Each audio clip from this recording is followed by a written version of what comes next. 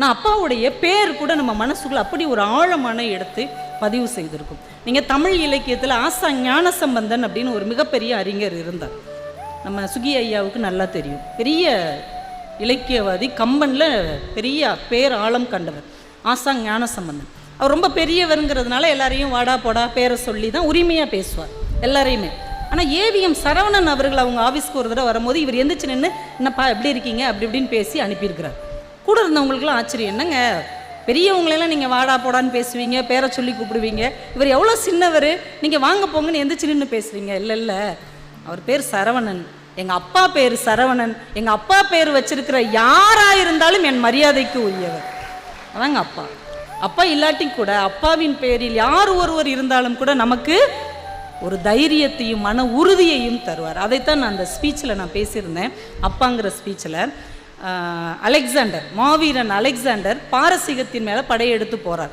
அந்த டேரியஸ் அப்படிங்கிற மன்னன் எல்லாத்தையும் போட்டுட்டு தப்பிச்சு ஓடிடுறான். இவங்க எல்லாரும் அங்கே டேரா போட்டுருக்குறாங்க, என்னைக்காவது அவன் வருவான்ல அவனை வெல்ல வேண்டும் என்று கூண்டோட காத்துட்ருக்குறாங்க. அந்த நேரத்தில் அலெக்சாண்டருக்கு ஒரு பயங்கரமான காய்ச்சல். அவர் கூட போன எந்த வைத்தியராலையும் அது சரி பண்ணவே முடியல. என்னென்னமோ வைத்தியம் பண்ணி பார்க்குறாங்க, சரி பண்ண முடியல. இப்போ அந்த எதிரி நாட்டில் இருக்கிற அரண்மனை வைத்தியர் வர்றார். ஐயா, நான் வேணா உங்கள் நோய்க்கு வைத்தியம் பார்க்கட்டுமா, நீங்கள் நாளுக்கு நாள் ரொம்ப நலிந்து கொண்டே போகிறீர்கள். அப்படியா, உங்கள் பேர் என்ன அப்படின்றார். என் பேர் பிலிப் அப்படின்றார். சரி, ரெடி பண்ணுங்க, மருந்து ரெடி பண்ணுங்க அப்படின்றார். இவர் மருந்து ரெடி பண்ணி ஒரு டம்ளரில் ஊற்றி கொடுக்குறார். இவர் குடிக்க போகிற நேரம் இவர் அமைச்சர்கிட்ட இருந்து ஒரு கடிதம் ஒற்றன் கொண்டு வர்றாங்க குதிரையில். அரசு, இந்த கடிதத்தை படிங்க அப்படின்னு. அவர் வாங்கி படித்து பார்த்துட்டு அந்த கடிதத்தை அந்த டாக்டர் கையில் கொடுத்துட்டு மருந்தை குடிச்சிட்றார்.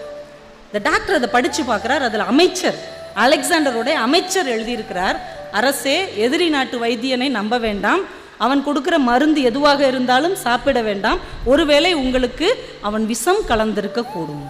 உடனே இந்த டாக்டர் சொல்கிறார், ஐயோ நான் உங்களுக்கு விஷம்லாம் கலக்கல, மருந்து தான். ஏன் பதட்டப்படுறீங்க? நான் உங்கள் மேலே சந்தேகப்பட்டேனா? கடிதத்தை உங்ககிட்ட கொடுத்துட்டு நான் தான் மருந்தை குடிச்சிட்டேன்ல, நீங்கள் என்னை சந்தேகப்படலை, உங்கள் அமைச்சர் சொல்லி நீங்கள் என்னை சந்தேகப்படலை. இப்போ சிரிச்சுக்கிட்டே சொன்னார். வந்தவுடனே உங்கள் பேர் என்னன்னு கேட்டேன்ல, பிலிப் அப்படின்னு சொன்னீங்க. என்னுடைய அப்பாவின் பெயர் பிலிப்.